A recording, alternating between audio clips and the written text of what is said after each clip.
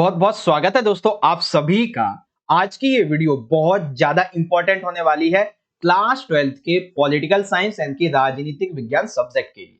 Basically बच्चों, कल यानी कि 23 दिसंबर 2022 को पॉलिटिकल साइंस सब्जेक्ट का आपका जो प्री बोर्ड का एग्जाम है, प्री बोर्ड का जो पेपर होने वाला है, इसके लिए इस वीडियो में हम एक most important sample question paper को बच्चों यहाँ पे सॉल्व करने वाले हैं। पूरा का पूरा पेपर एक ही बार में आपको यहाँ पे कंप्लीटली समझा दिया जाएगा, ठीक है। और इससे पहले भी आपके पॉलिटिकल साइंस के प्री बोर्ड एग्जाम के लिए दो सैंपल पेपर मैं आपको सॉल्व करवा चुका हूं, ठीक है। ये हमारा सैंपल पेपर नंबर तीसरा है आपके प्रैक्टिस करने के लिए, ठीक है। ये आपको बहुत ज्यादा हेल्प करेगा आपके प्री बोर्ड के ऑफिशियल एग्जाम में, ठीक है। और ये पेपर जो है वो आपके बोर्ड का जो एग्जाम होगा पॉलिटिकल का 2023 में, उसके लिए भी बहुत ज्यादा इंपॉर्टेंट है, ठीक है, क्योंकि इसमें मोस्ट इंपॉर्टेंट क्वेश्चन ही लिए गए हैं, ठीक है बच्चों। तो चलिए अब हम शुरुआत करते हैं। देखिए, जिन बच्चों को पेपर का पैटर्न पता है बहुत अच्छी बात है, जिन्हें नहीं पता है उनके लिए एक बार मैं समझा देता हूं। और ये जो पूरा का पूरा पेपर रहेगा इसे मैं आपको कंप्लीटली हिंदी मीडियम में बहुत अच्छे तरीके से समझाऊंगा। इवन जो इंग्लिश मीडियम के बच्चे रहेंगे उनके लिए भी यहाँ पे जो है वो आंसर प्रोवाइड किए जाएंगे। तो सभी बच्चे वीडियो को कंप्लीटली देख लीजिएगा, आपकी बहुत अच्छी तैयारी यहाँ पे आपके प्री बोर्ड के एग्जाम के लिए हो जाएगी। ओके, वेल देखिए, टाइमिंग आपकी 3 घंटे की रहेगी और मैक्सिमम मार्क्स जो है वो टोटल हमारे यहाँ पे 80 होंगे। अब पेपर जो है वो वैसे सामान्य देश में आपको देखने को नहीं मिलेगा, लेकिन हाँ, इनडायरेक्टली ये 5 सेक्शन में डिवाइड है, ठीक है। जिसमें सेक्शन नंबर ए में टोटल आपके 12 जो क्वेश्चन है वो आएंगे एमसीक्यू वाले, ठीक है। फिर सेक्शन नंबर बी में आपके टोटल जो वो 9 क्वेश्चन आएंगे 2 मार्क्स के, ठीक है। और फिर सेक्शन नंबर जो सी रहेगा इसमें आपके 4 मार्क्स के टोटल 6 क्वेश्चन आएंगे।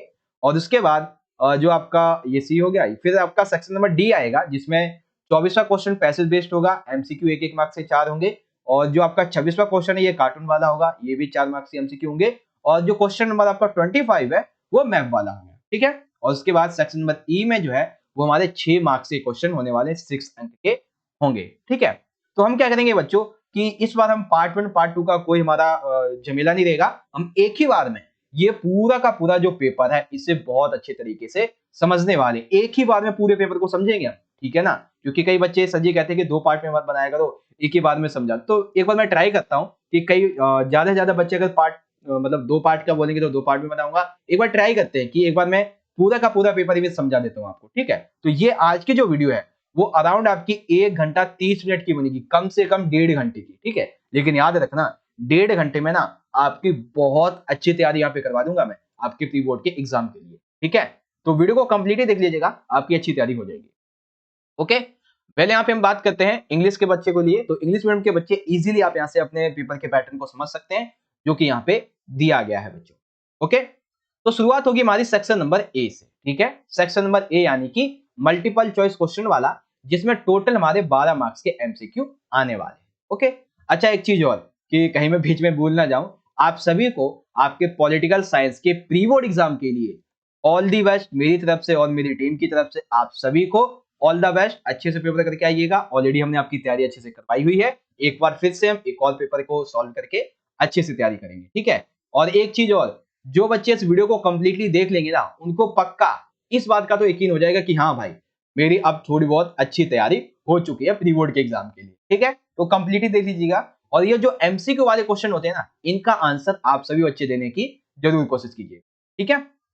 चलिए शुरुआत करेंगे। तो सबसे पहला क्वेश्चन नंबर हमारा 1 है, अलगाववादी आंदोलन किन राज्यों में चलाया गया था, ठीक है। 2 राज्य ऐसे थे जहां पे अलगाववादी आंदोलन चला था, ठीक है। आपके ऑप्शन है मिजोरम, नागालैंड, मणिपुर, त्रिपुरा, असम, मिजोरम, मिजोरम और मणिपुर। बेसिकली ये 2 क्षेत्र कौन से थे? वो 2 क्षेत्र थे मिजोरम तथा नागालैंड, ठीक है। पहला आंसर हमारा ठीक हो जाएगा ए वाला आपकी किताब के according. In which states was the separatist movement launched या फिर started, that is Mizoram and Nagaland. Okay बच्चों, क्वेश्चन नंबर सेकंड ये है कि भाई जब मोरारजी देसाई की सरकार गिरी तो उसके पश्चात भारत का प्रधानमंत्री कौन बना? देखो हमें पता है कि 1975 में जब आपातकाल लगा, तो इसके बाद में जब 1977 में आपातकाल हटा और चुनाव हुए तो जनता पार्टी की सरकार बनी।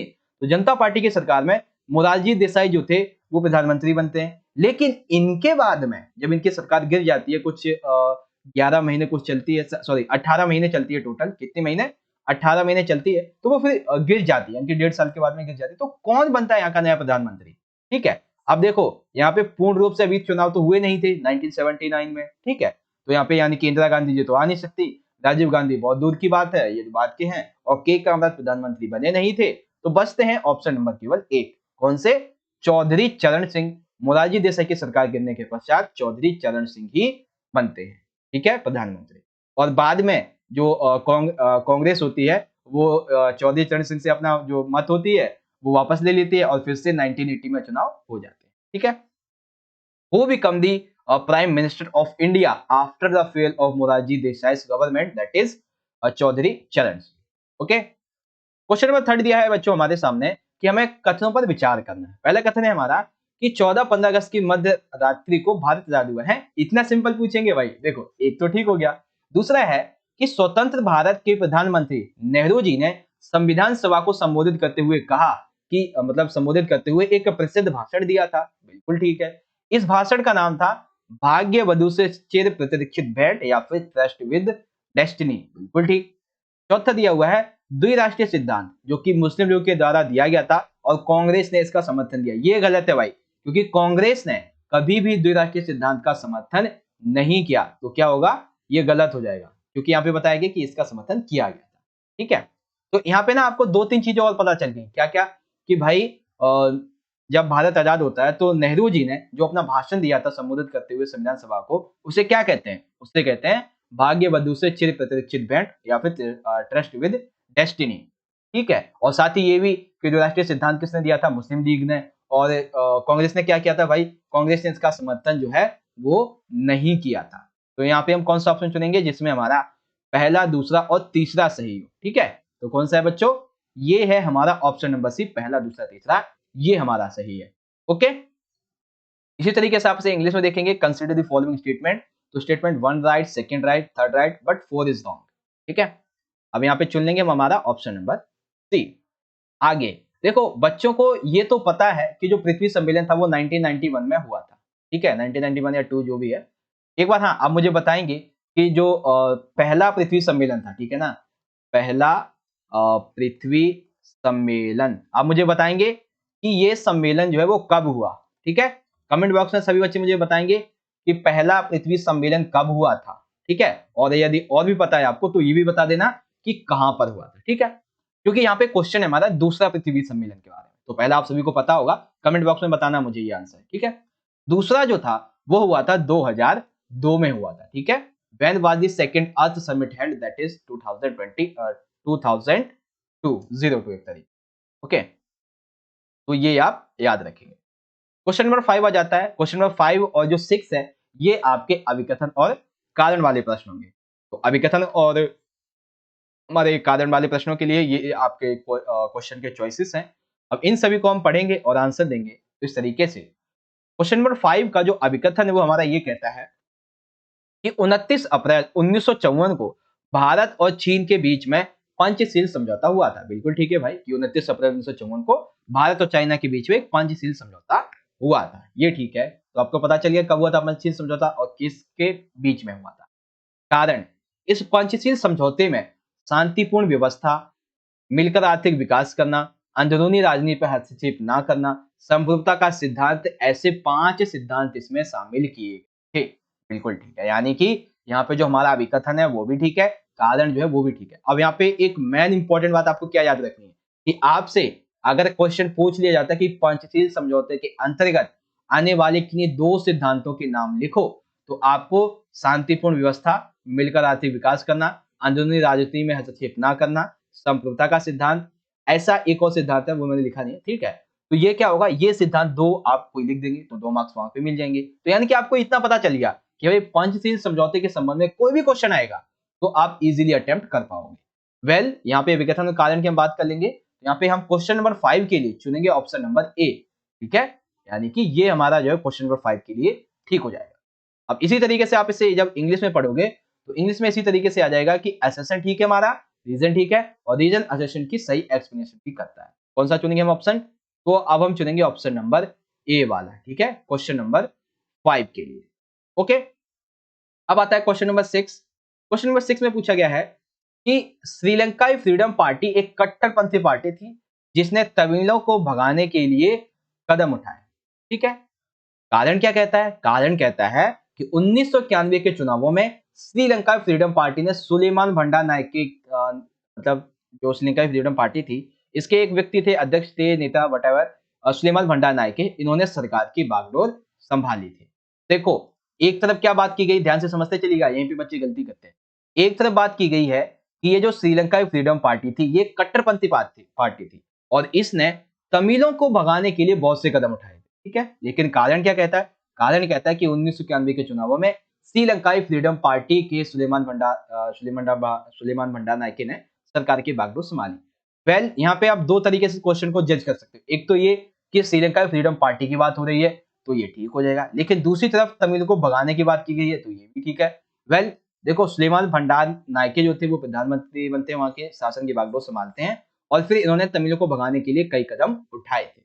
तो यहाँ पे इसका मतलब क्या होगा कि हमारा असर्शन ठीक है, रीजन भी ठीक है और ये फिर से वही वाला ऑप्शन सही सी एक्सप्लेनेशन भी हमको दे रहा है। तो सिंपल सा हम कौन सा चुनेंगे? क्वेश्चन नंबर 6 के लिए हमारा यही ऑप्शन ठीक हो जाएगा और इंग्लिश में भी क्वेश्चन नंबर 6 के लिए हमारा यही ऑप्शन ठीक हो जाएगा, सिंपल सा। ओके, अब हम चलते हैं अपने क्वेश्चन नंबर 7 की तरफ।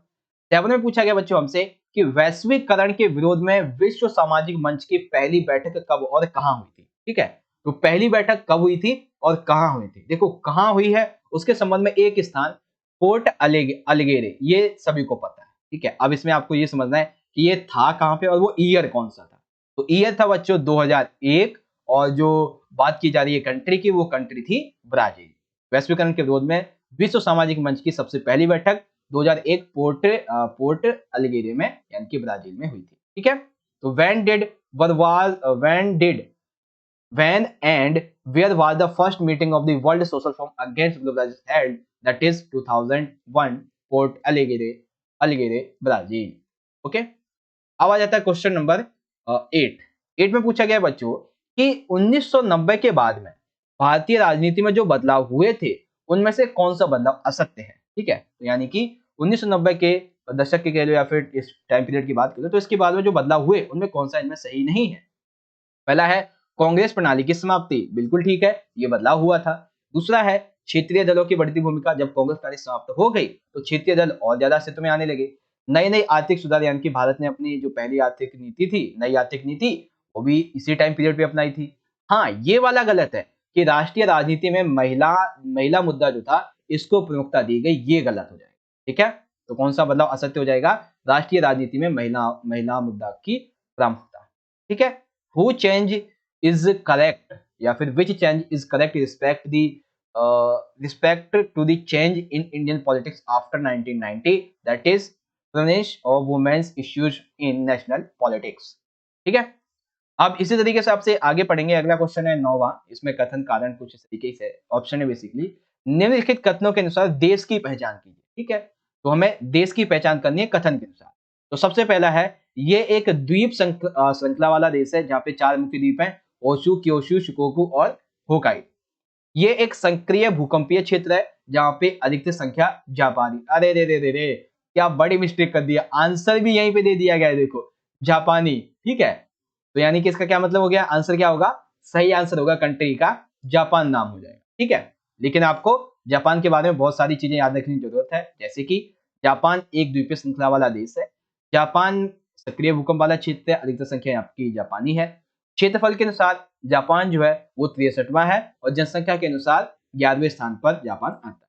जापान में आपको प्राकृतिक संसाधन बहुत कम देखने को मिलेंगे, लेकिन मतलब प्राकृतिक संसाधन कम है, इसीलिए ज्यादातर ये कच्चे माल का आयात करता है और उससे फिर जो अपना माल है वो बना लेता है, ठीक है। तो ये चीजें थी बेसिकली क्वेश्चन नंबर 9 के बारे में। आई होप एकदम बेसिक से कॉन्सेप्ट के संबंध में आप इसे समझ गए होंगे। ओके, इसी तरीके से आप इसे इंग्लिश में समझेंगे। Identify the country according to the following statement. तो ये फॉलोइंग स्टेटमेंट्स हैं and the country name is Japan, ठीक है। Option number A is the right. अब आता है क्वेश्चन नंबर 10 में पूछा गया बच्चों कि निम्नलिखित में से किन संसाधनों को लेकर भू राजनीति की जाती रही है, ठीक है। तो किन संसाधनों को लेकर भू राजनीति की जाती रही है भाई? इमारती लकड़ी को लेकर, इंटरनेट को लेकर, तेल या फिर जल। तो देखो, इमारती लकड़ी बिल्कुल राइट है, तेल भी राइट है और जल भी राइट है, जिनको लेके भू राजनीति की जा रही है। बेसिकली भू राजनीति का मतलब क्या है कि मेरे क्षेत्र में या फिर जो संसाधन होते हैं जैसे जल, तेल, माटी, लकड़ी, इंटरनेट, व्हाटएवर जो भी संसाधन है, उनको लेके जो क्रिटिक्स उत्पन्न होते हैं वो यहाँ पे बताया गया। ठीक है, तो इस संबंध में देखो इंटरनेट यहाँ पे आउट हो जाएगा, that means option number B पहला, तीसरा और चौथा ये हमारा राइट हो जाएगा। ठीक है बच्चों, तो आगे देखेंगे कि geopolitics has been done on which of the following resources, timber, oil and water. Internet out, that means option number B is the correct. Okay, now question number 11 में पूछा गया बच्चों कि एशिया और अफ्रीका के जो नव स्वतंत्र देश थे, इनके समक्ष सबसे बड़ी कौन सी सुरक्षा की चुनौती गॉड थी, यानी कि इसमें से कौन सी सबसे बड़ी सुरक्षा की जो चुनौती है वो नहीं है बेसिकली इनकी। ठीक है, तो सबसे पहली है कि एशिया और अफ्रीका के जो नए नए देश आजाद हो रहे थे, इनके समक्ष सबसे बड़ा खतरा ये था अलगाववादी खतरा। ठीक है, कि इन्हीं के देश के लोग जो है वो अलगाववादी आंदोलन कहीं शुरू ना कर दें, और ऐसा हुआ भी। इन देशों के बीच में ज्यादातर सीमा विवाद है, भारत पाकिस्तान, भारत बांग्लादेश, भारत चाइना, आप देख सकते हैं सीमा विवाद है। ठीक है, भू क्षेत्र अथवा आबादी पर नियंत्रण को लेकर सहयोग और सलाहकार की नीति, गलत गलत। ये सुरक्षा की चुनौती नहीं है, बल्कि सुरक्षा की चुनौती के लिए ये बेसिकली क्या है कि एक आयोजना है कि हम इसे कैसे नियंत्रण करें, लेकिन ये कोई चुनौती नहीं थी। ठीक है, इन्हें अंदरूनी सैन्य संघर्ष की भी चिंता सता रही थी, तो ये भी राइट हो जाएगा। ठीक है, यहाँ पे कौन सा गलत हो गया भैया कि जो भी नव स्वतंत्र देश थे इनके समक्ष में कौन सी चुनौती नहीं थी, वो ये थी कि भाई भू क्षेत्र को लेके, आबादी पर नियंत्रण को लेके आपस में सहयोग करके और सलाहकार की नीति बनाए, ऐसा इनके साथ तो कुछ भी। ठीक है, अब इसी तरीके से आपसे इंग्लिश में देख सकते हैं कि which security challenge was secondary to the newly independent countries of Asia and Africa, that is option number C. Okay, अब आता है क्वेश्चन नंबर 12 में पूछा गया कि सोवियत प्रणाली की विशेषता नहीं है। पहला क्वेश्चन है उन्नत घरेलू उपभोक्ता उद्योग, बिल्कुल ठीक है, ये तो विशेषता है भाई। दूसरा है विशाल ऊर्जा संसाधन, ये भी विशेषता है भाई कि इसके पास में विशाल ऊर्जा संसाधन है। सी है परिवहन तथा संचार प्रणाली यहाँ की उन्नत है, ये भी ठीक है। तीसरा है मतलब चौथा है नागरिकों के लिए न्यूनतम जीवन सुरक्षित नहीं था, ये गलत है, क्योंकि सोवियत प्रणाली के तहत नागरिकों के लिए एक न्यूनतम जीवन स्तर, रोजगार, रोटी कपड़ा मकान, ये सभी सुनिश्चित था, लेकिन यहाँ पे क्या बताया है नहीं था। कौन सा गलत हो जाएगा हमारा, ऑप्शन नंबर जो डी वाला है ये गलत हो जाएगा। ओके, अब इसी तरीके से आपसे यहाँ पे समझ सकते हैं not characteristic of the Soviet system, that is option number है एक सेकेंड, हाँ ये ए वाला पार्ट यहाँ पे डज नॉट मैटर, कुछ नहीं है यहाँ पे। ठीक है, ये डी वाला जो है वो आपका गलत है। तो यहाँ पे हमने सेक्शन नंबर ए के जितने भी हमारे एमसीक्यू क्वेश्चन आंसर थे वो हमने कंप्लीट कर लिए हैं, और तकरीबन हमें मात्र 17 मिनट लगे हैं, 17 से 18 मिनट, और हमने ये सेक्शन नंबर ए कंप्लीट कर लिया अपना। ठीक है बच्चों, चलिए अब हम बात करेंगे सेक्शन नंबर बी की, और टू द पॉइंट आंसर की बात करेंगे। ठीक है, ज्यादा टाइम वेस्ट नहीं करेंगे, सीधा to the point answer. Section number B very short answer type question, to the point answer की बात करेंगे। पहला क्वेश्चन, क्वेश्चन नंबर 13, 10 सूत्रीय कार्यक्रम कब अपनाया गया था तथा इसमें शामिल किन्हीं दो कार्यों को लिखिए। तो बेसिकली 10 सूत्रीय कार्यक्रम 1967 की मई में अपनाया गया, या फिर कह सकते हो कि मई 1967 में 10 सूत्रीय कार्यक्रम अपनाया गया, जो कि किसके द्वारा अपनाया गया था, इंदिरा गांधी जी के द्वारा अपनाया गया। ठीक है, अब इसके तहत दो कार्य में बताने, तो सबसे पहला कार्य यह किया गया कि जितनी भी बैंक्स थी इस पर सामाजिक नियंत्रण स्थापित कर लिया इंदिरा गांधी जी ने, साथ ही जो आम बीमा था इसका राष्ट्रीयकरण कर दिया, शहरी संपदा और आय का परिसीमन कर दिया, खाद्यान्न का सरकारी वितरण कर दिया। तो ये और भी एक दो पॉइंट इसमें आ जाएंगे, और भी इन्होंने कार्य किए थे, तो वो सारी की सारी।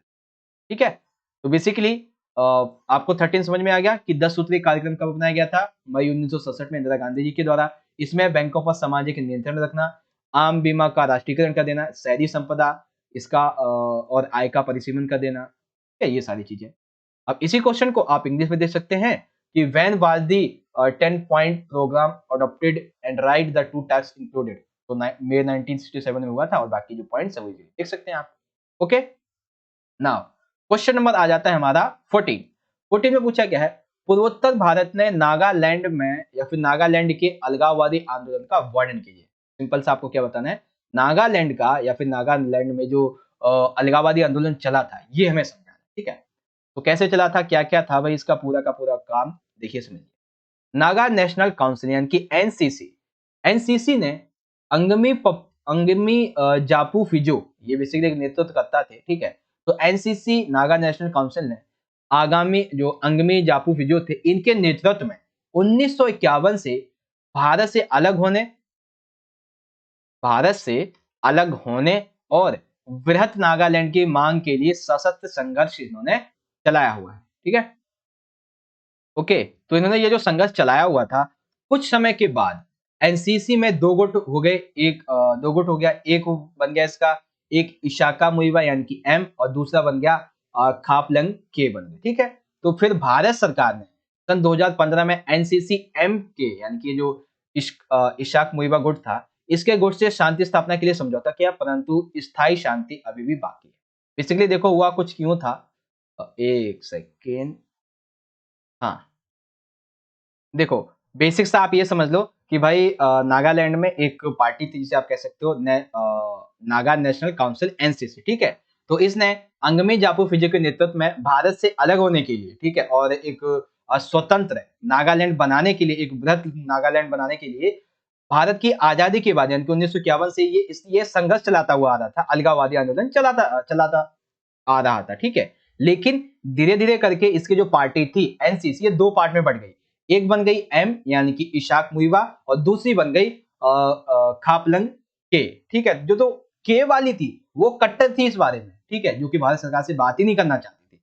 लेकिन भारत सरकार ने 2015 में एनसीसी एम यानी कि इशाक मुइवा गुट के साथ में एक शांति स्थापना की। लेकिन फिर भी अभी जो के वाले बंदे हैं ना, हालांकि ऑफिशियली तो बात हो चुकी है कि हाँ भाई नागालैंड जो है वो ऐसा आंदोलन वगैरह नहीं करेगा, लेकिन फिर भी आज भी आपको नागालैंड में ऐसी घटना देखने को मिल जाएंगी जो कहते हैं कि हमें तो भारत से अलग होना है, अलगाववादी आंदोलन चलता रहता है। ठीक है, हालांकि वो एक पूरी तरीके से ऑफिशियली नहीं है, ठीक है, लेकिन अभी भी छोटे छोटे पार्ट में आपको ये देखने को मिल जाएगा। अब इसी को आप इंग्लिश में देख सकते हैं, describe the separatist movement in Nagaland in north east India, जैसा कि क्वेश्चन नंबर 1 में हमने देखा था। तो ये नागालैंड में चला था, तो नागालैंड वाले का आप यहां से देख सकते हैं पूरा का पूरा आंसर। ओके बच्चों, अब जो हमारा सेकंड क्वेश्चन है वो है मतलब थर्ड है बेसिकली 2 मार्क्स का, लाल बहादुर शास्त्री जी के शासनकाल की मुख्य चुनौतियां क्या थी। तो बेसिकली बच्चों को 2 मार्क्स में 2 ही लिखने हैं, ठीक है, और 2 चुनौतियां थी भी, लेकिन एक चुनौती यहाँ पे और थी जिस पर शायद आपका ध्यान नहीं गया होगा। बच्चों को पता है कि सबसे पहली चुनौती ये थी कि भैया भारत और पाकिस्तान का युद्ध हो गया था 1965 में, ठीक है, और आप सभी को पता है कि 1964 में जवाहरलाल जो लाल बहादुर शास्त्री जी इन्होंने प्रधानमंत्री का पद संभाला था, और 1966 में इनकी मृत्यु हो गई थी। कब? जब 1965 का भारत पाकिस्तान का जो ये युद्ध हुआ था, इसके लिए एक समझौता होने के लिए ताशकंद गए हुए थे, वहीं पे इनकी मृत्यु हो गई। ठीक है, तो पहला कारण है कि भारत पाकिस्तान युद्ध। दूसरा ये है कि मानसून जो था वो असफल हो गया था, जिसकी वजह से खाद्यान्न संकट और ज्यादा बढ़ता चला। तीसरा कारण बहुत बच्चों को नहीं पता होगा, लेकिन ये आंसर है आपका, कि भारत तथा चीन युद्ध जो हुआ था 1961 में, ठीक है, तो इस चीन से युद्ध के बदले में भारत में बहुत सारे शरणार्थी आ चुके थे, जैसे उनके धार्मिक गुरु दलाई लामा और भी बहुत सारे तिब्बती लोग थे वो शरणार्थी के रूप में भारत में, दिल्ली वगैरह और भी जो अदर स्टेट से वहां पे रहने लगे थे। तो इसकी वजह से भारत की जो आर्थिक सामाजिक राजनीतिक स्थिति थी वो और ज्यादा नुकसान पहुंचा उसे, तो उससे उभरने की कोशिश भी की जा रही थी, क्योंकि उस समय ऐसी समस्याएं भी देखने को मिल रही थी लाल बहादुर शास्त्री जी के काल के समय में। ठीक है, तो यहाँ पे देखो, जिस भी बंदे ने ना चैप्टर को डीपली अच्छे से समझ में आ रहा हो, अब समझा होगा, तो उसी को ये पता होगा। बाकी दो तो ऊपर ऊपर से पता होंगे सभी को, लेकिन तीसरा डीपली है, काफी इंपॉर्टेंट है। ठीक है, तो कहीं ये आपसे पूछना ले, इसीलिए मैंने समझा। आगे है कि what were the main challenges during the region of Lal Bahadur Shastri. कौन कौन सी थी वो आप इजीली यहां से देख सकते हैं, टोटल 3 थी, ए बी सी, यहाँ पे मैंने बता दी। ओके, क्वेश्चन नंबर आ जाता है हमारा 16 कि 1962 के भारत चीन संघर्ष का असर विपक्षी दलों पर भी हुआ, स्पष्ट कीजिए। दैट मींस 1962 का जो भारत चाइना का संघर्ष हुआ था, ठीक है, फिर ये कह सकते हो 1961 का जो युद्ध हुआ था उसके बाद में जो संघर्ष चला, इसका क्या प्रभाव पड़ा जो भारत में विपक्षी दल थे उसकी बात हो रही है। ठीक है, भारत में या फिर अन्य देशों की बात हो रही है। तो बेसिकली चीन सोवियत संघ के बीच बढ़ते मतभेद से, ठीक है ना, चाइना और सोवियत संघ इसके बीच में बढ़ते मतभेद की वजह से भारतीय कम्युनिस्ट पार्टी यानी कि जिसे हम भाकपा कहते हैं, इसके अंदर उठापटक मच गई। दैट मीन्स उठापटक मतलब ऐसे कि आपस में एक दूसरे को मारने लगे, बल्कि एक होता है ना कि वार्तालाप विचारों के माध्यम से होने लगे।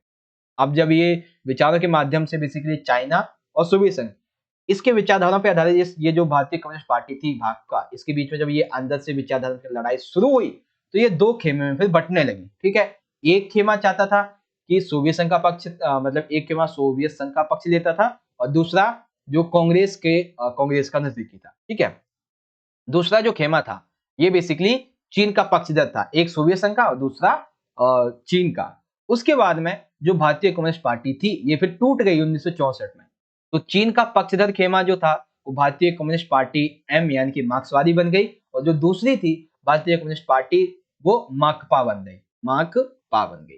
ठीक है, यानी कि एम, सॉरी, एक मार्क्सवादी बन गई और एक चाइना के आधार पे बन गई।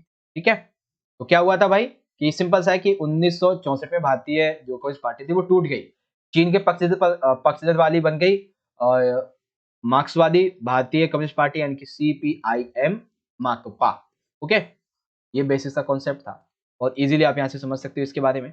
और रही बात अगले क्वेश्चन की, अगला question, the Indo China conflict of 1962 had an impact of sorry had an impact on the opposition parties as well, explain। तो ये आप इसे जो है वो एक्सप्लेन कर देंगे।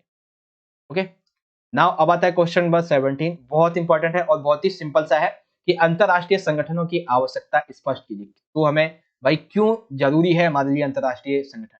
तो जरूरी इसलिए है कि अंतरराष्ट्रीय विवादों को शांतिपूर्ण रूप से सुलझाने के लिए, ठीक है, जो भी विवाद होते हैं इंटरनेशनल लेवल पे उनको सुलझाने के लिए, युद्ध अगर कभी शांति समाधान नहीं हो पाता है तो युद्ध हो जाए गलती से, तो उस युद्ध को रोकथाम करने के लिए, उस युद्ध को रोकने के लिए पहला टारगेट है कि युद्ध हो ही ना, लेकिन फिर भी कहीं पे ध्यान नहीं दे पाता, हो जाए तो उसे रोकना। तीसरा है कि विश्व के जितने भी देश हैं उन सभी को एक साथ एकजुट लाकर उनका आर्थिक विकास करवाना। साथ ही वर्ल्ड लेवल पे जो भी प्राकृतिक आपदाएं होती है, महामारी वगैरह होती है, जैसे कि समुद्र जल का स्तर बढ़ना, ओजोन परत में छेद होना, वैश्विक ताप वृद्धि, पर्यावरण प्रदूषण, इन सभी को लेके ये बहुत सारे कदम उठाता है, जैसे कि क्योटो प्रोटोकॉल हो गया, ठीक है, पृथ्वी सम्मेलन हो गया, और वो UNFCCC की रिपोर्ट हो गई। तो ये सारी चीजें इसमें आ जाती हैं। ठीक है, और साथ ही मैन जो है वो ये भाई कि अंतरराष्ट्रीय स्तर पर जितने भी देश हैं इन सभी के बीच में एक अच्छा सा सहयोग बनाना। ठीक है, तो ये कुछ पॉइंट है। देखो सिंपल सा पॉइंट है, तो आप इन चारों पॉइंटों को लिखोगे, चार नहीं पांच है बेसिकली, चार लिख दोगे तो भी आपको 2 मार्क्स मिल जाएंगे। ओके बच्चों, तो ये हमारा क्वेश्चन नंबर 17 कंप्लीट हो गया। अब इसे आप इंग्लिश में देख सकते हैं कि explain the need of international organisation. तो क्यों हमें इसकी नीड है वो आप इजीली यहां से देख सकते हो। ठीक है, इस बार मैंने क्या किया बच्चों, इस पेपर में कुछ इंपॉर्टेंट और कुछ नॉर्मल क्वेश्चन उठाए ताकि आपका इंटरेस्ट बना रहे। अब एक इंपॉर्टेंट क्वेश्चन है कि बर्लिन की दीवार का वर्णन कीजिए। तो बर्लिन की दीवार के बारे में बहुत कम बच्चों को पता होगा, और जिसे पता होगा उसको अच्छा से पता होगा। ठीक है, बेसिकली बर्लिन की जो दीवार थी यह पूंजीवादी दुनिया और साम्यवादी, पूंजीवादी यानी कि अमेरिका और साम्यवादी यानी कि सोवियत संघ, तो बर्लिन की दीवार जो थी ये पूंजीवादी दुनिया और साम्यवादी दुनिया में एक विभाजन का प्रतीक थी। ठीक है, ये दीवार 1961 में बनी थी, जो कि पश्चिमी बर्लिन को पूर्वी बर्लिन से अलग करती थी। ठीक है, यानी कि मान लेते हैं बर्लिन जो है इसके बीच में यहाँ पे दीवार बन गई, ये जो है वो पूर्वी यानी कि ईस्ट बर्लिन, और ये वेस्ट यानी कि पश्चिमी बर्लिन। ठीक है, इस दीवार की वजह से ये दीवार जो थी वो लगभग 150 किलोमीटर से ज्यादा लंबी थी और तकरीबन 28 वर्ष तक खड़ी रही। तो आप 61 में 2800 जोड़ दो, यानी कि 9 नवंबर 1989 को किसी सैनिक कार्यवाही ने या अन्य देश ने नहीं बल्कि जनता ने ही इसे तोड़ दिया था जाके। ठीक है, अब आप कहोगे कि सर जी इतनी बड़ी दीवार को जनता कैसे तोड़ देगी? मतलब शुरुआत वैसे होगी और फिर बाद में वो टूट ही गई अपने आप। ठीक है ना? साथ ही अब जब ये दीवार टूटी तो सिंपल सी बात है भाई कि इससे ये पता चल गया 1989 से कि अब जो है वो वेस्ट से ईस्ट की तरफ बढ़ना शुरू हो गया अमेरिका। तो यानी कि अब साम्यवादी खेमा जो है यानी कि यूएसएसआर, उसकी समाप्ति होने वाली है। साथ ही अब जो जर्मनी थी इसका एकीकरण शुरू हो गया। ठीक है, तो ये बर्लिन की दीवार की विशेषताएं हैं। क्या क्या? पूंजीवादी दुनिया साम्यवादी दुनिया के विभाजन का प्रतीक, 1961 में बनी थी, पश्चिमी बर्लिन पूर्वी बर्लिन को अलग करती थी, 150 किलोमीटर लंबी थी, 28 वर्षों तक रही, 9 नवंबर 1989 को तोड़ दिया। इससे साम्यवादी खेमे की समाप्ति की शुरुआत का एक शुरुआत हुई बेसिकली, और जर्मनी का एकीकरण हो गया। Simple simple. ओके, अब इसी क्वेश्चन को आप यहाँ से इंग्लिश में देख सकते हो, डिस्क्राइब द बर्लिन वॉल। तो बर्लिन वॉल को आप किस तरीके से डिस्क्राइब करेंगे वो आप इजीली यहाँ से देख सकते हैं।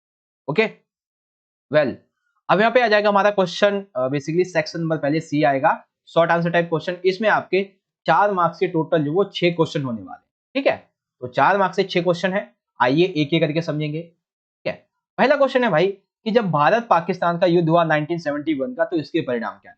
ठीक है, तो अब देखो इसके परिणाम में 1-2 पॉइंट जो है वो आप बांग्लादेश के बाद में लिख सकते हो, नया देश बन गया, ठीक है? और अन्य जो भी थे मतलब कि शरणार्थी वगैरह के रूप में लोग भारत में आ गए, तो 1-2 पॉइंट आप ये लिख देना इसमें, ठीक है? बाकी जो और भी इम्पोर्टेंट बातें हैं वो यहाँ से देखिए।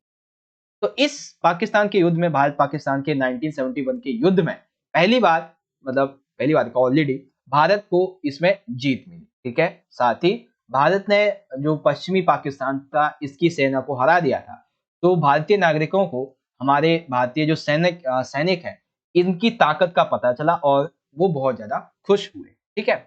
1971 के लोकसभा के चुनावों में इसी परिणाम की वजह से इंदिरा गांधी जी को पूर्ण रूप से बहुमत प्राप्त हुई और ये प्रधानमंत्री बनी, ठीक है? अधिकतर राज्यों में विधानसभा के चुनाव हुए और अधिकतर राज्यों में कांग्रेसी जो पार्टी थी, कांग्रेस पार्टी, वो बहुत ज्यादा मतों से जीती थी, ठीक है? भारत ने एक बार फिर से अपने सीमित संसाधनों के साथ में नियोजित विकास करने की शुरुआत कर दी थी, क्योंकि 1971 के इस परिणाम से देखो युद्ध हो तो ऐसा नहीं है कि किसी को फायदा होगा, जीत या हार तो लगी रहती, लेकिन घाटा सभी को होता है। हालांकि भारत जीत गया लेकिन इसके संसाधन कम होने लगे थे और ये इसको आर्थिक लेवल पे बहुत ज्यादा नुकसान हुआ था, तो उसी को पूरा करने के लिए जितने भी संसाधन थे उसे और ज्यादा इफेक्टिव तरीके से उपयोग करना शुरू कर दिए, ठीक है? तो इसी संबंध में भारत ने 3 जुलाई 1972 को इंदिरा गांधी और जुल्फिकार अली भुट्टो के बीच में एक समझौता हुआ जिसे शिमला समझौता कहा जाता है, ठीक है? और इसका मतलब ये था कि भाई आगे से अब हम युद्ध वगैरह जो है इस मामले को लेकर नहीं करेंगे। और युद्ध के बाद भारत का रक्षा व्यय बहुत ज्यादा बढ़ गया, यानी कि भारत का जो सैन्य खर्चा था वो बहुत मात्रा में यहाँ पे बढ़ चुका, ठीक है? और 1-2 पॉइंट आप वो भी लिख देना कि शरणार्थी के रूप में रहने के लिए मजबूर हो गए, बांग्लादेश नया देश बन गया था, ठीक है? और भी 1-2 पॉइंट, ठीक है? तो ये है आपका कि भाई भारत तथा पाकिस्तान का जो युद्ध हुआ था इसके परिणाम 1971 के। ओके बच्चों, तो ये कंप्लीट हो गया। अब हम बात करते हैं अगले क्वेश्चन। तो अगला है, इंग्लिश में आएगा कि write the result of Indo Pakistan war 1971। तो क्या था भाई, वो आप इजीली यहां से कंप्लीटली देख सकते हैं। ओके बच्चों, अब चलते हैं अगले क्वेश्चन की तरफ। तो अगला है कि जो सुरक्षा के पारंपरिक तरीके थे ये आपको समझाने। तो भाई सुरक्षा के पारंपरिक तरीके क्या क्या थे, ये सारी चीजें बहुत बच्चों को नहीं पता होंगी, ठीक है? तो इसीलिए क्वेश्चन बहुत ज्यादा इंपॉर्टेंट है आप सभी के लिए। आइए समझेंगे क्या क्या लिखेंगे। तो सबसे पहला देखो, पारंपरिक तरीकों में सबसे पहला ये है कि न्याय युद्ध जरूरी है, ठीक है? अब देखो, किसी देश को युद्ध जो है वो उचित कारणों में, यानी कि अपनी आत्मरक्षा के लिए और दूसरों को जनसंघात से बचाने के लिए जरूरी होता है। मान लेते हैं आज के टाइम पे जो पाकिस्तान है, ठीक है, वो यदि इंडिया पे हमला कर देता है, ठीक है, तो इंडिया के पास में ये बेसिकली राइट है इस सुरक्षा के पारंपरिक तरीके के अकॉर्डिंग। ये मैं एक एग्जांपल दे रहा हूँ कि इंडिया जो है वो अपने आत्मरक्षा के लिए पाकिस्तान पर आक्रमण कर सकते हैं, या फिर इंडिया के आसपास के जो बॉर्डर के इलाके उन पे कोई हमला कर रहा है और इससे इंडिया को नुकसान हो रहा है, तो इंडिया उस कंट्री के खिलाफ भी कर सकती है, ठीक है, युद्ध वगैरह। तो ये बताया जा रहा है कि बेसिकली क्या होता है सुरक्षा के पारंपरिक तरीके में, जब तक जरूरी ना हो युद्ध ना करें, और जब जरूरी हो तो तोड़ फोड़ के रख दो उस देश को, ठीक है ना? और इंडिया की तो यही कहानी है, जब तक आप हमसे बचे हो आप बचे हो, लेकिन जब आप हमसे उलझे तो आप फिर उलझे नहीं, उलझे उलझे ही रह जाओगे बीच में ही, ठीक है? आपको पता भी नहीं चलेगा। वो एक आपने एक डायलॉग सुना होगा ना, वही हाल हो जाएगा जब इंडिया से अगर उलझोगे तो, ठीक है? सेकंड, हिंसा का इस्तेमाल यथासंभव सीमित होना चाहिए। देखो हिंसा पहले तो करो मत, अगर करने की जरूरत पड़ती है उचित कारण की वजह से तो कम करो, ठीक है? शादी अगर साथ ही जब युद्ध वगैरह आप करने जाओ, ठीक है, और आपको लगता है कि कम संसाधन से युद्ध आप जीत सकते हो, तो आपको जो है युद्ध के संसाधन जो वो कम ही उपयोग करें। ऐसा नहीं कि मान लेते कि आप जो है वो 100 तोप ले जाके आप एक युद्ध को जीत सकते हो, ठीक है? तो वहां पे क्या जरूरी है, आपको एक परमाणु परीक्षण परमाणु जो हथियार है ले जाने की नहीं ले जाना चाहिए, यानी कि सीमित संसाधन रखने चाहिए, ठीक है? यदि आपके साथ में या फिर आपके देश पे कोई हमला कर रहा है और वो नहीं मानता है बात करने के बावजूद भी, तो आपको बल उपयोग करना चाहिए, ठीक है? और जब आप युद्ध कर रहे हैं किसी कंट्री के साथ में, तो कोई कंट्री यदि आपका जो शत्रु है वो निहत्था है या फिर वो कहता है कि हम आत्मसमर्पण करने वाले हैं, तो आपको उसे नहीं मानना चाहिए। जैसे मान लेते हैं कि पाकिस्तान है, ठीक है? अब पाकिस्तान जो है, ठीक है, पाकिस्तान ने इंडिया पे हमला कर रखा है, ठीक है, लेकिन पाकिस्तान हार गया है। अब वो एकदम निहत्थे रूप में इंडिया के सामने खड़ा है कि हमें मत मारो, ठीक है? तो ऐसे में इंडिया का ये फर्ज है कि उसे ना मारे, ठीक है? जो कि एक धार्मिक लेवल पे भी सही बात है, ठीक है, कि निहत्थे आदमी को नहीं मारना चाहिए, ठीक है? इसी संबंध में भारत ने निशस्त्रीकरण, अस्त्र नियंत्रण, विश्वास की बहाली और ताकतवर देशों को कुछ हथियारों के उपयोग को कम अथवा उन्हें निरस्त करने के लिए कहा है। मतलब कि और भी संधियां वगैरह है, एनपीटी, सीटीबीटी कुछ ऐसी संधियां हैं जिसपे भारत ने साइन नहीं किए। क्यों? क्योंकि ये कहते हैं कि भाई हम तो अपने लिए इस्तेमाल करेंगे, दूसरे के लिए थोड़ी ना हम परमाणु शक्ति को इस्तेमाल करेंगे। ठीक है? और भी बहुत सारे कारण थे। तो ये कुछ-कुछ पॉइंट हैं कि भाई सुरक्षा के पारंपरिक तरीके जो है वो ये यहाँ पे आ जाएंगे। ओके बच्चों, अब आगे चलते हैं। अगला है हमारा इंग्लिश में यही वाला क्वेश्चन कि write the traditional methods of protection. तो ट्रेडिशनल मेथड्स क्या हैं for protection regarding to security. ठीक है, तो वो आप यहाँ पे इजीली देख सकते हैं। ओके, आगे आ जाता है क्वेश्चन नंबर 21। में पूछा गया है कि इस तथ्य में कोई शक नहीं कि चीनी सुधारों से चीन बहुत तेजी से विकसित हुआ है। दैट मीन्स चीन ने जो 1978 की नीति अपनाई थी और भी बहुत सारी नीतियां जो उसने अपनाई, इस बात से हमें ये नहीं मुकर सकते, इस बात से नहीं मुकर सकते कि हाँ भाई चीन तेजी से विकसित हो रहा है। लेकिन विकास होने के साथ में इसके कुछ नकारात्मक प्रभाव भी फैले हैं। तो हमें बताना है कि वो नकारात्मक प्रभाव थे क्या। ठीक है, तो पहला है वहां पर आर्थिक विकास का लाभ समाज के सभी सदस्यों को प्राप्त नहीं हुआ। ठीक है, क्या समझे भाई कि चाइना ने जो भी सुधार की नीतियां अपनाई उसका जो पूरा का पूरा लाभ था वो सभी सदस्यों को नहीं हुआ, बल्कि किसी पर्टिकुलर जो एक समुदाय था उसी को मिला। ठीक है, दूसरा ये है कि पूंजीवाद तरीकों को अपनाए जाने से बेरोजगारी बढ़ी। ठीक है, क्योंकि देखो पूंजीवाद में क्या होता है, मशीनें वगैरह बहुत आती हैं, बड़ी बड़ी कंपनियां आती हैं, तो इससे क्या होता है कि लोगों का जो रोजगार होता है, जो हथकरघा उद्योग होता है वो खत्म हो जाते हैं, लोगों का रोजगार छिन जाता है बेसिकली। ठीक है, और इस समय महिलाओं के रोजगार और काम करने की हालत जो थी वो असंतोषजनक थी।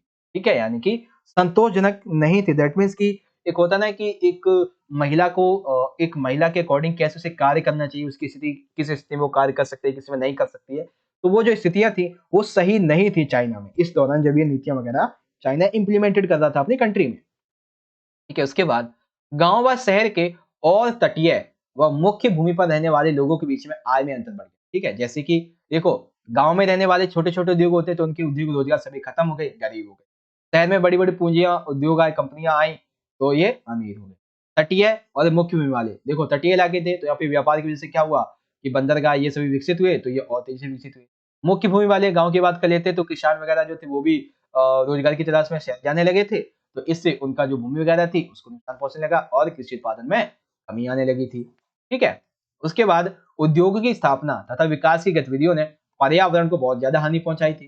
साथ ही चीन में प्रशासनिक और सामाजिक जीवन में भ्रष्टाचार तेजी से बढ़ता जा रहा था। ठीक है, और एक आंकड़े के अनुसार वहां पे लगभग जो महिलाएं थी उनकी स्थिति वाकई में संतोषजनक नहीं थी।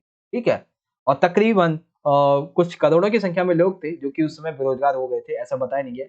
अराउंड जो है 15% जो लोग थे वो बेरोजगार फैले हुए थे चाइना में। ठीक है, अब मान लेते चाइना की अगर आबादी 100 करोड़ भी है तो 15 का मतलब आप समझ रहे हो, 15 करोड़ लोग तो जो है वो बेरोजगार घूम रहे थे इस कंडीशन में जब इन्होंने ये सुधार वगैरह लागू किए थे। ठीक है, तो चीनी सुधारों के ये कुछ नकारात्मक पहलू निकले थे जिनको हमने अच्छे से समझ लिया है। क्या क्या भाई, सभी को आर्थिक विकास का लाभ नहीं मिला है, पूंजीवादी तरीके की वजह से बेरोजगारी बढ़ी है, महिलाओं के रोजगार के काम करने के हालात सही नहीं थे, गांव शहर में अंतर बढ़ गया, तटीय भूमि मुख्य भूमि अंतर बढ़ गया, पर्यावरण को हानि हुई है, सामाजिक जीवन और प्रशासन में बहुत ज्यादा भ्रष्टाचार बढ़ता चला गया। ठीक है, तो ये सभी के सभी बेसिक से कॉन्सेप्ट थे, बेसिक से क्वेश्चन थे जो कि अभी हमने डिस्कस कर लिया। अब इसी क्वेश्चन को आपसे इंग्लिश में इस तरीके से पूछा जाएगा कि there is no doubt about the fact that China has developed very fast due to Chinese reforms but some of negativity is also spread. तो वो नेगेटिविटी क्या थी वो आप यहाँ पे इजीली देख सकते हैं, जो कि इसने रिफॉर्म्स जब किए थे उस समय इसको देखने को मिली थी। ओके, तो ये हमारा कंप्लीट होगा यहाँ पे क्वेश्चन। अब चलते हैं आगे। अगला आता है क्वेश्चन नंबर 22 भी एकदम as it is point to point answer की हम बात करेंगे। क्वेश्चन ये है कि संयुक्त प्रगतिशील गठबंधन जिसे हम यूपीए कहते हैं। एक क्वेश्चन और है बच्चों आप सभी के लिए, सभी बच्चे मुझे कमेंट बॉक्स में बताएंगे कि एनडीए की फुल फॉर्म क्या है। ठीक है, ये आज के लिए आपके लिए ये क्वेश्चन नंबर सेकंड है, सभी बच्चे लिखेंगे question number second NDA. NDA का फुल फॉर्म क्या है, आप इसे इंग्लिश में बता सकते हैं या फिर आप चाहें तो इसे हिंदी में बता सकते हैं। ठीक है, जिसका सही होगा उसके कमेंट को मैं हार्ट दे दूंगा और जिसका सही नहीं होगा उसको मैं लाइक कर दूंगा। ठीक है, तो बताएंगे कि फुल फॉर्म क्या है एनडीए का। ओके, ये आपके लिए दूसरा आज का क्वेश्चन है। क्वेश्चन हम पढ़ेंगे कि भाई जो यूपीए थी, तो यूपीए सरकार के कार्यों का तर्कपूर्ण विश्लेषण के लिए, यानी कि यूपीए सरकार ने जो महत्वपूर्ण कार्य किए थे अपने काल के दौरान में, वो हमें यहाँ पे समझाना है। कौन कौन से थे भाई? सबसे पहला, यूपीए ने आरटीआई एवं आरईटी लागू करके लोकतंत्र को परिपक्व बनाया। दैट मीन्स ये जो सूचना वगैरह का सूचना का अधिकार जो था, ये इसी टाइम पे इसने लागू किया था, और रीट जो वगैरह होते इसने इसी ने लागू किया था। ठीक है। दूसरा, खाद्य सुरक्षा बिल के द्वारा गरीबी रेखा के नीचे जीवन यापन करने वालों को खाने का अधिकार देना है।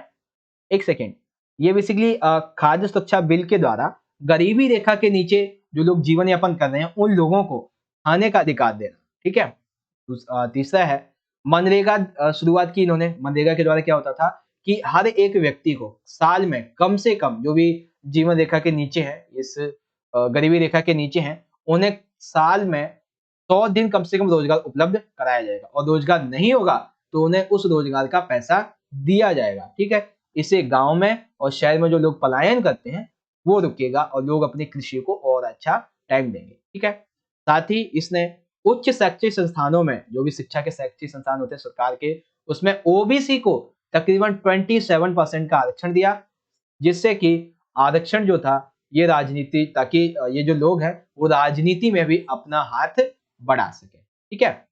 तो भाई यूपी की सरकार ने क्या क्या कार्य किए थे? सबसे पहला जो था भाई, आरटीआई ऑडिट लागू किए, सूचना वगैरह का अधिकार। खाद्य सुरक्षा बिल के अधिनियम के तहत जो भी गरीबी रेखा के नीचे थे उन लोगों को खाना उपलब्ध कराने के संबंध में ये अधिकार लागू किया।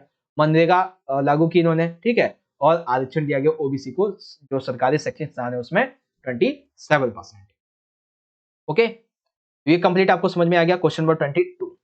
आई होप ये समझ में आया होगा। अब हम बात करते हैं आगे।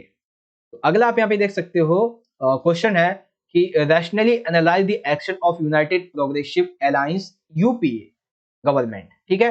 तो आपको फुल फॉर्म बतानी है एनडीए की क्या है। A B C D, UPA के जो प्रोग्रेस है, मूवमेंट्स है, उसके बारे में आप यहाँ से देख सकते हो। अब जो हमारा क्वेश्चन है बेसिकली, ये 4 मार्क्स का हमारा आखिरी क्वेश्चन है। ठीक है। जो आपका निबंध टाइप में होता है, जिसमें लिखना होता है, तो वो है बेसिकली, आज क्षेत्रीय आकांक्षाओं के रूप में गोवा मुक्ति संग्राम अपने आप में बड़ी चुनौती थी, स्पष्ट कीजिए। सिंपल सा क्या बताने भाई, कि जो क्षेत्रीय आकांक्षाएं थी, इस रूप में गोवा मुक्ति संग्राम जो था वो अपने आप में एक बड़ी चुनौती थी। बेसिकली आपको क्या समझाना है कि भाई जो गोवा मुक्ति संग्राम था ये था क्या, और ये शुरू कैसे हुआ, खत्म कैसे हुआ, सारी चीजें। ठीक है। तो टू द पॉइंट आंसर की हम बात करेंगे। ठीक है। लिखेंगे इस तरीके से। सबसे पहला पॉइंट, एक बार मैं पेन चेंज कर लेता हूँ, ब्लू ही रह गया काफी टाइम से, है ना। हाँ, गोवा मुक्ति संग्राम। देखो बेसिकली, तो गोवा जो है वो दमन और दीव 16वीं शताब्दी से पुर्तगाल के अधीन थे। ठीक है।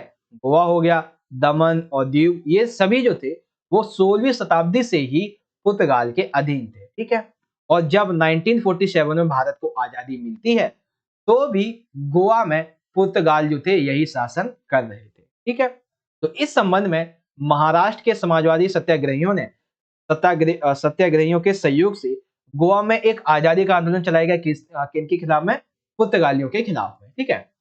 तो तीसरा है कि दिसंबर 1961 में भारत सरकार ने गोवा में अपनी सेना भेजी और फिर गोवा को आजाद करवाया, और उसके बाद गोवा, दमन, दीव, इन सभी को केंद्र शासित क्षेत्र के रूप में घोषित कर दिया। ठीक है।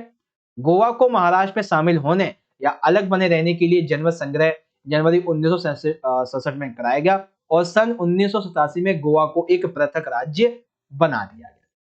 ठीक है। तो आई होप गोवा दमन का बारे में, गोवा मुक्ति संग्राम समझ में आ गया। बेसिकली देखो था क्या कि गोवा, दमन और दीव ये 16वीं शताब्दी से पुर्तगाल के अधीन रहे थे। ठीक है। तो फिर जब भारत को आजाद मिला, तब भी भारत को आजादी मिली, तब भी यहाँ पे ये अधीन थे। ठीक है। तो भारत के लोगों ने सोचा कि हम पे राज करने, चलो आंदोलन करते हैं।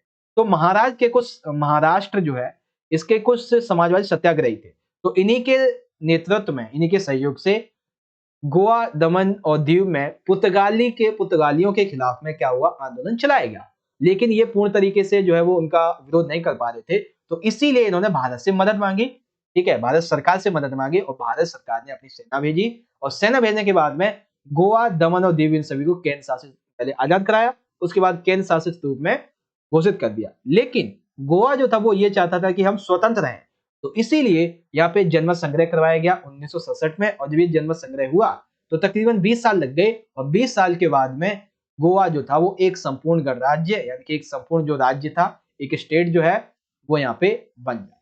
ठीक है, तो ये है गोवा मुक्त संग्राम की पूरी प्रक्रिया। देखो टू द पॉइंट आंसर की हमने बात की है इस पेपर में।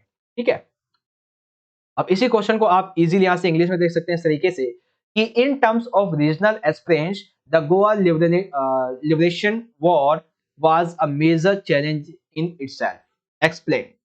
तो किस तरीके से था गोवा लिबरेशन वॉर, एक तरीके से कह सकते हैं, वो आप इजीली यहां से समझ सकते हैं। पूरा का पूरा आंसर मैंने आपको समझा दिया। ठीक है, तो 4 मार्क्स के जो हमारे 6 क्वेश्चन थे वो हमने कंप्लीटली बच्चों यहाँ पे समझ लिए।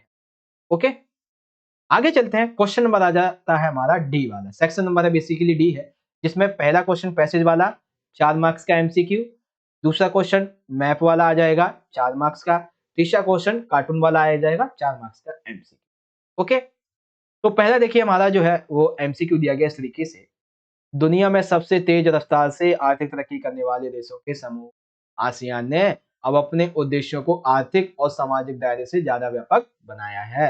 2003 में आसियान ने आसियान सुरक्षा समुदाय, आसियान आर्थिक समुदाय और आसियान सामाजिक सांस्कृतिक समुदाय नामक 3 स्तंभों के आधार पे आसियान समुदाय बनाने की दिशा में कदम उठाए, जो कुछ हद तक यूरोपीय संघ के मिलते जुलते थे। ठीक है, तो आपने इस तरीके से समझा।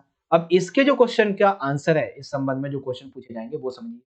तो क्वेश्चन नंबर पहला है बच्चों कि भाई जो आसियान संगठन था 24.1, इसकी स्थापना कब हुई थी। ठीक है, तो आसियान संगठन की स्थापना कब हुई थी, 1967 में। ओके, आसियान संगठन के जो संस्थापक 5 देश थे उनमें कौन सा शामिल नहीं था, इंडोनेशिया शामिल था, मलेशिया शामिल था, सिंगापुर, थाईलैंड ये भी शामिल था, लेकिन म्यांमार ये हालांकि आसियान का देश जरूर है, लेकिन ये संस्थापक देशों में शामिल नहीं है, बल्कि जो बाद में 5 देश शामिल हुए थे उसमें शामिल है। ठीक है, तो म्यांमार जो है वो शामिल नहीं है संस्थापक देशों में। फिर तीसरा है कि आसियान का मुख्यालय कहाँ है, तो आसियान का मुख्यालय कहाँ पे बच्चों, इंडोनेशिया जकार्ता, या फिर कह सकते हो जकार्ता इंडोनेशिया में।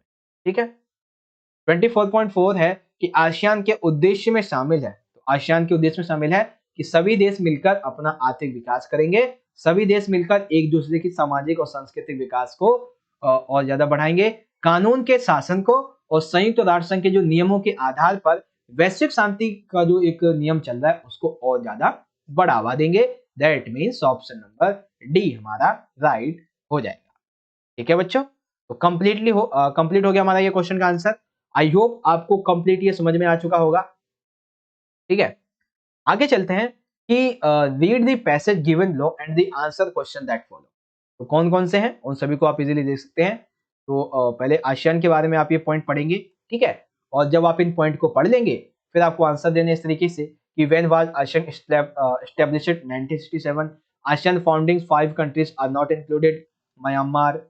ठीक है, where is the headquarter of ASEAN, that is Jakarta, Indonesia। ठीक है, and it is included in the purpose of ASEAN। तो ये है हमारा ये वाला all of the above। अब जो क्वेश्चन है वो हमारा मैप के संबंध में है। और एक चीज मैं बता दूं कि कई बच्चों को कंफ्यूजन होता है कि मैप जो है वो हमें प्रश्न पत्र में जो हमारा बेसिकली कोई आंसर शीट होती है उसमें लगा के आना है या क्या करना है। तो आपको मैप जो है वो लगाना नहीं है, मैप आपको लगाना नहीं है, बल्कि मैप को पहचानते हुए आपको एक टेबल बनानी होगी। जैसे कि यहाँ पे देखिए आपको एक जानकारी दी गई है, जानकारी मतलब ये कुछ कथन दिए गए हैं। अब आपको क्या करना है, इस जानकारी के आधार पे ये जो मैप दिया गया है इसमें आपको अंकित किए हुए रहेंगे, ये सभी चीजें जो है वो अंकित की हुई रहेगी, आपको पहचानना है जानकारी के आधार पे।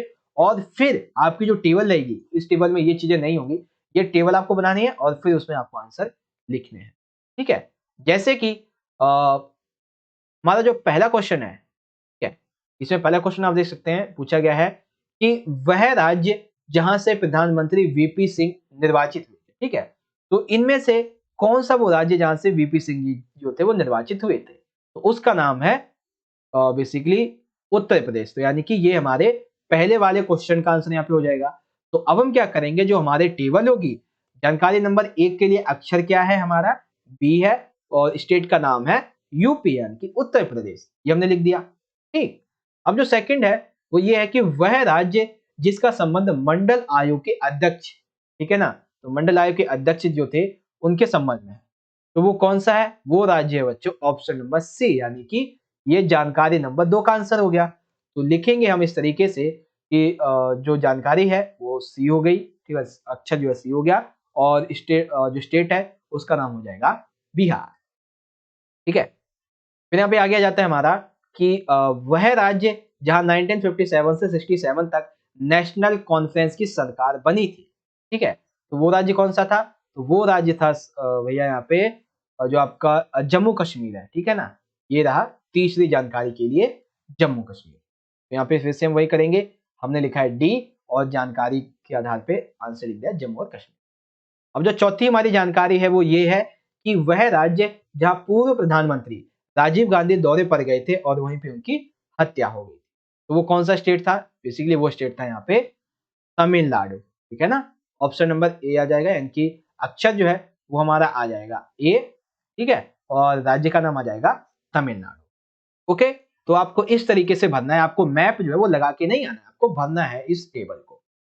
अब जो बेसिकली इंग्लिश मीडियम के बच्चे वो अपने क्वेश्चन को यहाँ पे समझ सकते हैं, ठीक है, आप पढ़ लीजिए, और बाकी जो टेबल आपको कैसे भरनी है इस मैप को देखते हुए वो मैंने आपको हिंदी इंग्लिश दोनों में समझा ही दिया है।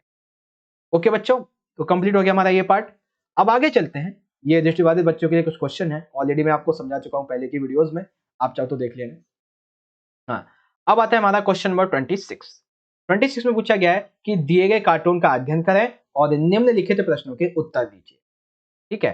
तो कार्टून में आप देखोगे तो यहाँ पे क्या है कि बेसिकली ये जो पूरे का पूरा कार्टून है, पहले मैं आंसर अभी आपको यहाँ नहीं बताऊंगा, ठीक है, चैप्टर नंबर 3 से लिया गया, बस इतना बता देता हूँ। अब यहाँ पे देखिए क्वेश्चन कैसे कैसे हैं।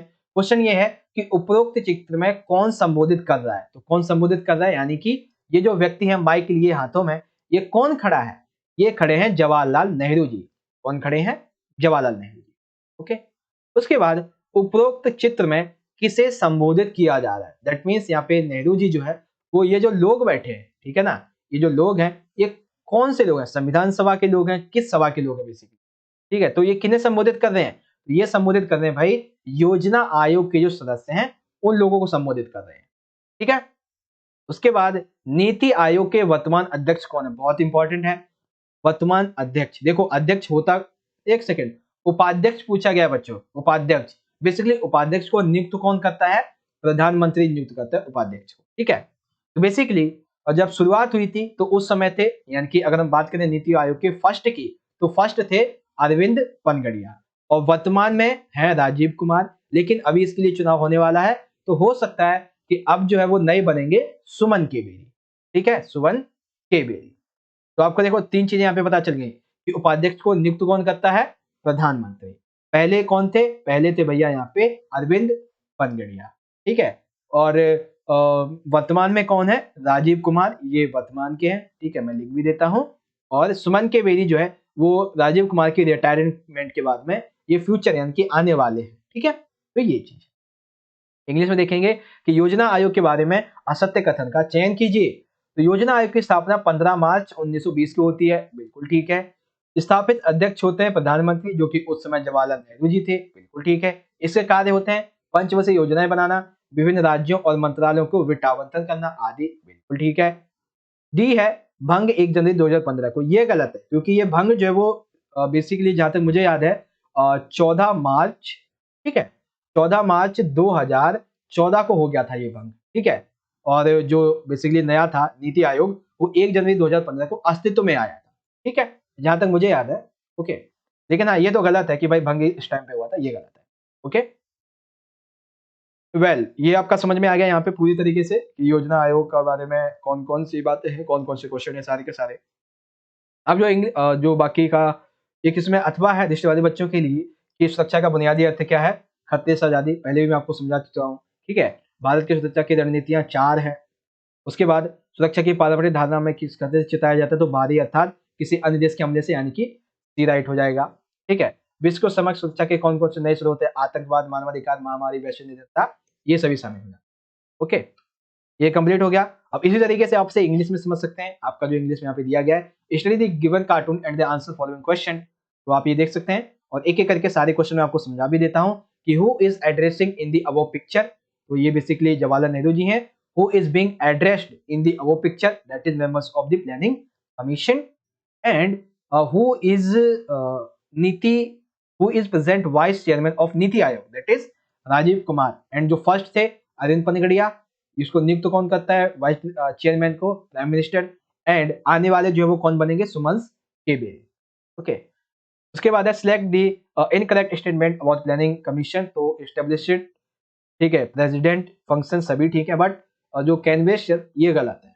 ओके, वेल अब जो दृष्टिबाधित बच्चे उनके लिए क्वेश्चन यहाँ पे आ चुका है, ठीक है। Security has basic meaning freedom from danger, how many strategies are there for India security, that is 4, and in the traditional notion of security, notion of security, what danger is country want, that is external means, sorry मतलब यही ठीक है, but यहाँ पे say that हो जाएगा इसके अंदर।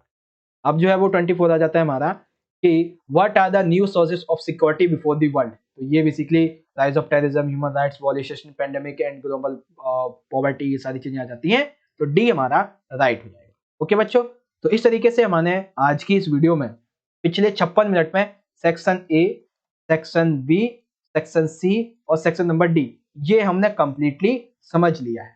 ठीक है बच्चों, तो आई होप आपको ये समझ में आ गया होगा। वेल जहां तक मुझे लगता है कि वीडियो जो है काफी ज्यादा लंबी हो चुकी है, ठीक है, तकरीबन जो है मान लेते 1 घंटे की हो ही जाएगी, अभी और भी बातें आपके सामने करूंगा।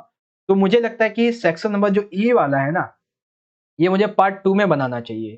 ठीक है, सेक्शन नंबर ई जो है, देखिए वैसे क्वेश्चन के आंसर ऑलरेडी बने हुए हैं, तो जहां तक मुझे लगता है कि ये मुझे पार्ट 2 में बताना चाहिए, क्योंकि वैसे मैंने 1.5 घंटा बोला था, 2 घंटे की हो जाएगी वीडियो, है ना।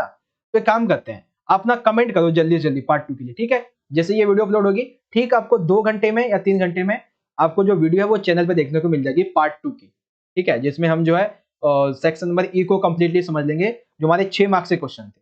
वैसे मैंने आपसे बोला था कि पूरा पेपर समझेंगे, लेकिन टाइम ज्यादा हो गया, तो एक काम करते हैं कि नेक्स्ट में समझ लेंगे, ठीक है। तो आप जो है पार्ट 2 का लिंक जो है आप यहाँ पे आई बटन में देख लेना थोड़ी देर में, या फिर आप डिस्क्रिप्शन बॉक्स को भी चेक कर सकते हैं। ओके बच्चों, तो ये हमारा यहाँ पे कंप्लीट हो जाता है आज की इस वीडियो का पूरा बट वेल मिलते हैं आपसे अगली वीडियो में, और ज्यादा से ज्यादा वीडियो को लाइक करें, अपने दोस्तों के साथ ज्यादा शेयर कीजिएगा। मिलेंगे नेक्स्ट वीडियो में, तब तक के लिए आप सभी पढ़ते रहिए, अपने ख्याल रखिए, धन्यवाद, जय हिंद, वंदे मातरम।